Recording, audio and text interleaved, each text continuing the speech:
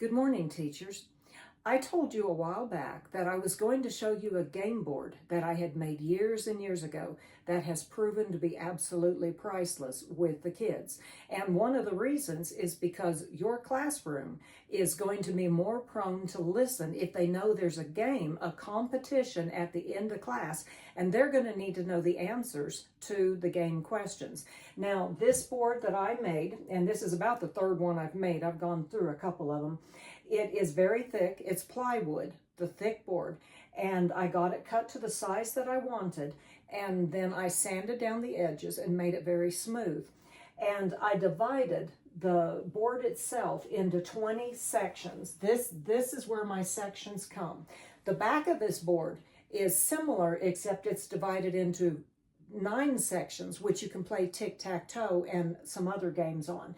Up in the corner here, on this side, I've got, this is just for decoration here, and I've got who, what, when, where, and why with question marks everywhere.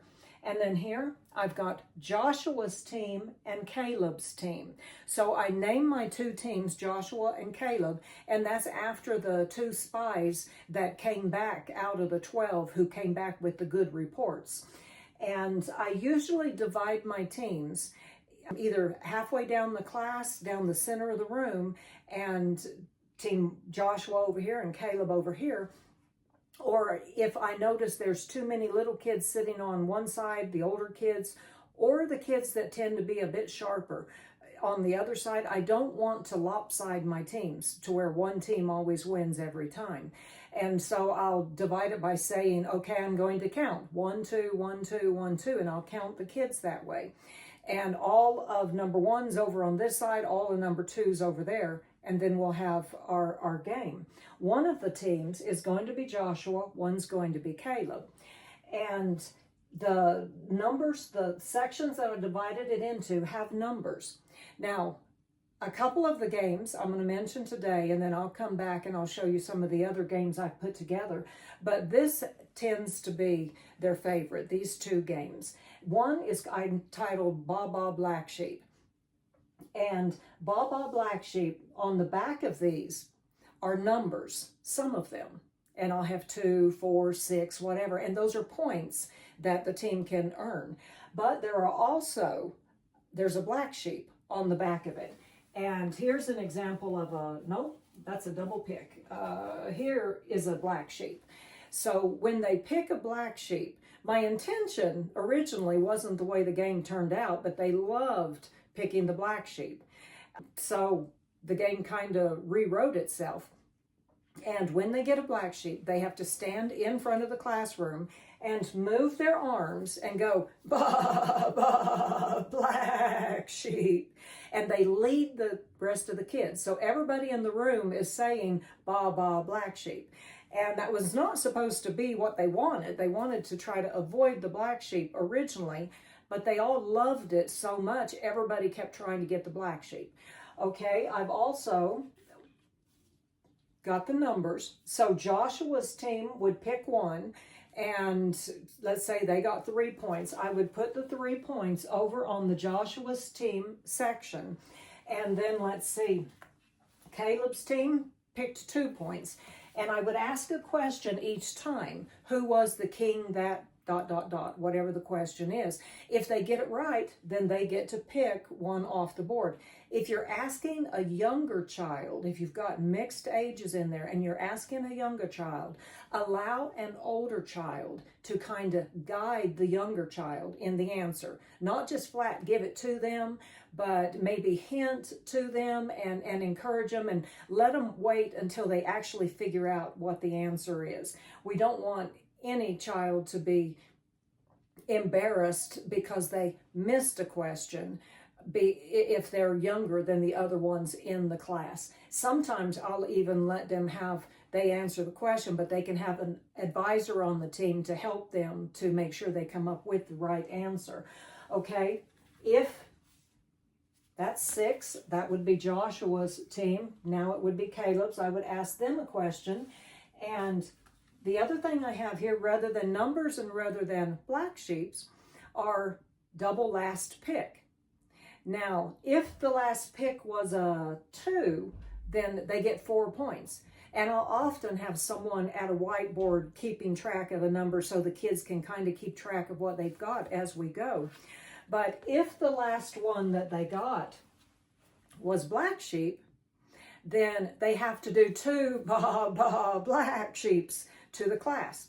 And I've had a couple of times, one, it was absolutely hysterical because I've got 20 of these. So the whole board are covered in these white and black sheep.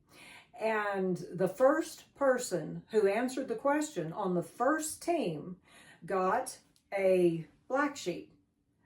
When they get a black sheep, they lead the class in black sheep, but then they get another turn. And the second one he picked was another black sheep. So he had led the class in another black sheep.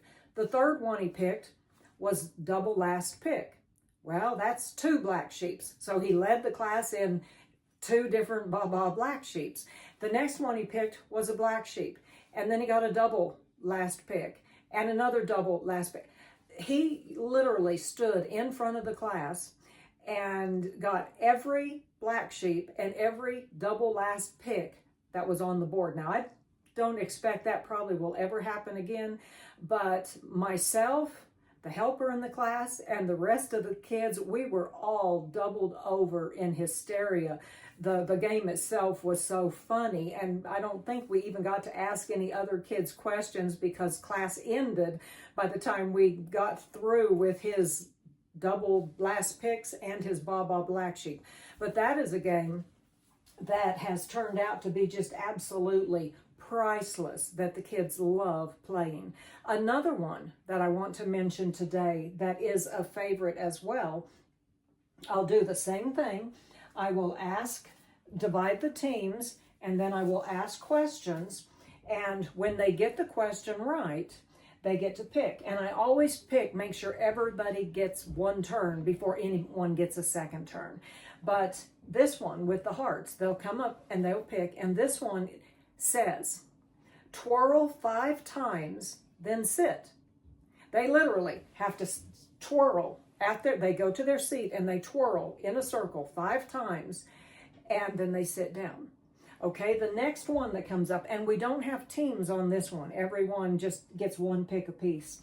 Will come up, and let's say they picked this one. This one says, smile, say hi to everyone, then sit down. So the student has to smile, say hi, hi, hi, hi, hi, hi, hi, hi, then sit down. But we don't stop there.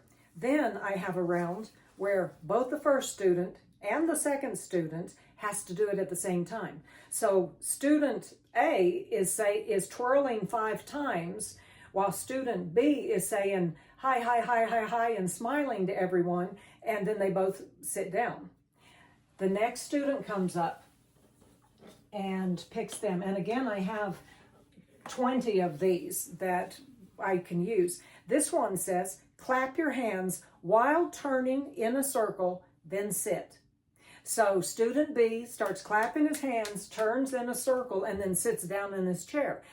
And then they all have to do it together. So he is standing, clapping his hands, turning in a circle, while the other person is smiling, saying hi, hi, hi, hi, hi, and the other one is twirling and sitting.